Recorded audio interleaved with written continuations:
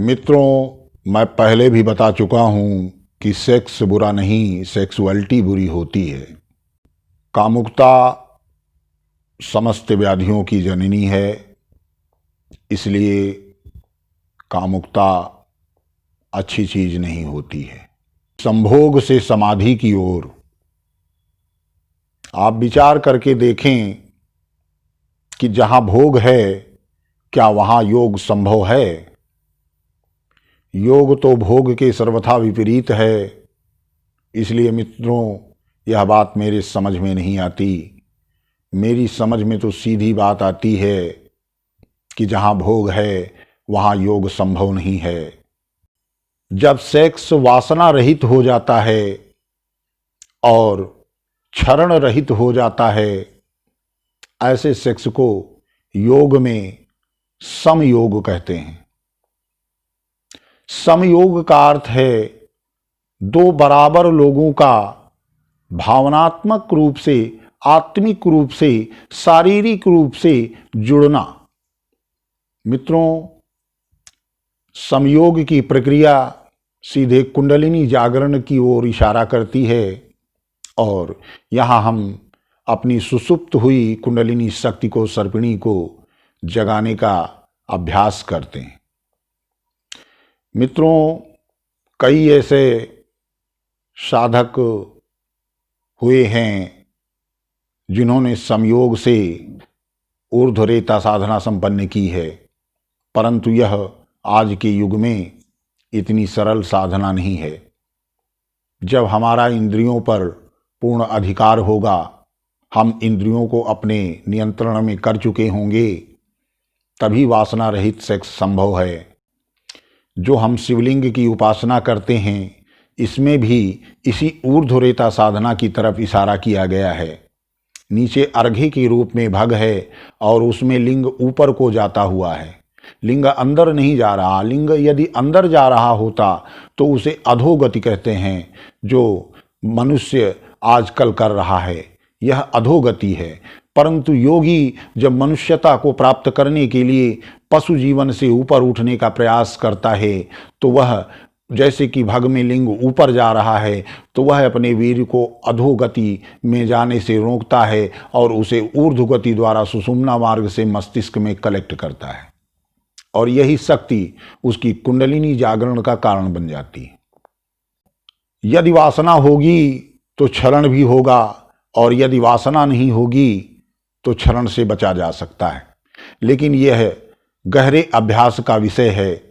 इसमें कई प्रकार की मुद्राएं, कई प्रकार की औषधियां और कई प्रकार के आसनों का प्रयोग करते हुए ही ऐसा करना संभव है। यह जिज्ञासा के लिए हम आप लोगों को बता रहे हैं, लेकिन करना इतना सरल नहीं है।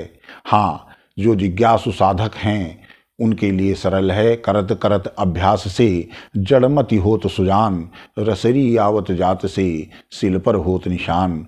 ऊर्ध्वरेता साधना यह योग की मुख्य आधारशिला रही है, और इसमें कुछ ऐसे पंथ हैं जिनमें कहावतें प्रचलित हैं कि भग विच लिंग, लिंग विच पारा, जो राखे सो गुरु हमारा।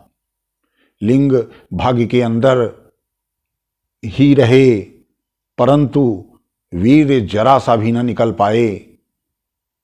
क्रियाएं संपूर्ण हों, लेकिन वीर का क्षरण नहीं होना चाहिए, और ऐसा संभोग नहीं कहलाता। यह समयोग बन जाता है और कुंडलिनी के जागरण का हेतु बनता है। ऐसे सेक्स से ही समुद्र मंथन की प्रक्रिया संपन्न होती है, जो हम आने वाली वीडियो में स्पष्ट करेंगे। आज यहाँ पर सिर्फ हमारा उद्देश्य आपको यही बताना है कि योग और भोग ये सर्वथा विपरीत हैं एक दूसरे के। जहाँ भोग है वहाँ योग संभव नहीं है, और जहाँ योग है वहाँ भोग संभव नहीं है। जिसने भी ये कहा है, ये 100% गलत और भ्रमित करने वाला मुझे प्रतीत होता है। आपको कैसा लगता है यह आप कमेंट बॉक्स में बताएं। लेकिन मित्रों, जहाँ भोग है वहाँ योग नहीं, संभोग से समाधि संभव नहीं है। समयोग द्वारा समाधि 100% 100% संभव है। यदि आप वासना रहित क्षरण रहित संभोग कर सकते हो तो ऐसा संभोग भोग न होकर के योग में बदल जाएगा और आपकी कुंडलिनी एक्टिव हो जाएगी। निश्चित तौर से इसमें कोई दो राय नहीं। आप दिव्य और पारलौकिक शक्तियों के स्वामी होंगे और पूर्णतः हम मनुष्य बनने की प्रक्रिया में आ चुके होंगे।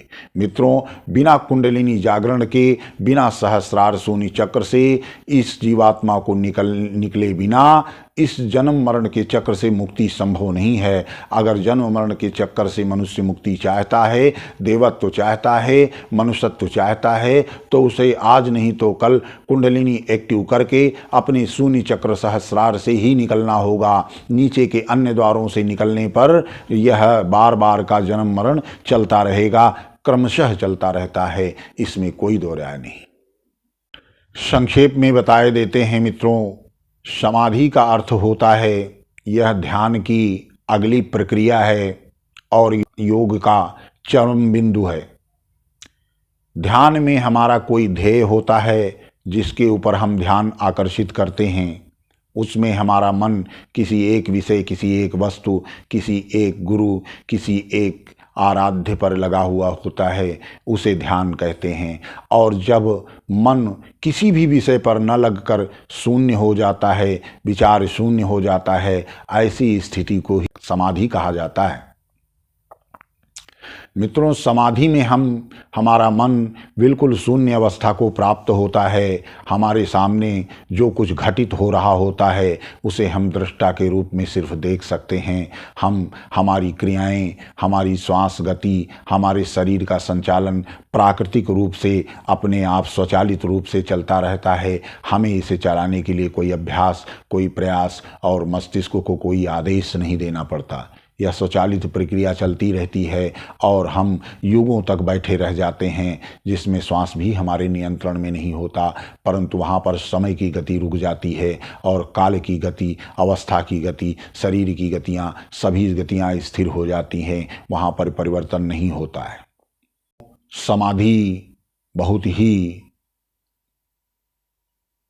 विलक्षण और विशिष्ट योग का अनुभव है जो अपने आप में चरम है। समाधि को प्राप्त मनुष्य जीवित में ही मोक्ष और मुक्ति को प्राप्त कर लेता है। समाधि इतनी आसान नहीं है। योग के 8 अंग हैं। एक अंग, पहला अंग यम में ही अच्छे अच्छे योगी फेल हो जाया करते हैं। यम नियम के बाद फिर ध्यान, धारणा, प्रत्याहार, योग, समाधि, सब ये आगे की चीज़ें हैं। समाधि अंतिम और चरम बिंदु है जहाँ पर मन विचार शून्य हो जाता है, फिर भी कुछ हो रहा होता है जिसे वो देखता रहता है, अनुभव करता रहता है, परंतु सिर्फ दृष्टा बनकर। और उसी में यदि वो उसका कोई संकल्प आ जाता है तो वह समाधि नहीं कह जाती, फिर वह ध्यान हो जाता है। ध्यान में ध्येय होता है जिसके ऊपर हम ध्यान करते हैं। लेकिन समाधि में हमारा कोई ध्येय नहीं होता, हमारा कोई आधार नहीं होता, हमारा कोई संकल्प नहीं होता, हमारा कोई विकल्प नहीं होता। सिर्फ हम शून्य हो जाते हैं और उसी स्थिति को, शून्य मन जब शून्य हो जाए, उसी स्थिति को मित्रों समाधि कहते हैं। धन्यवाद।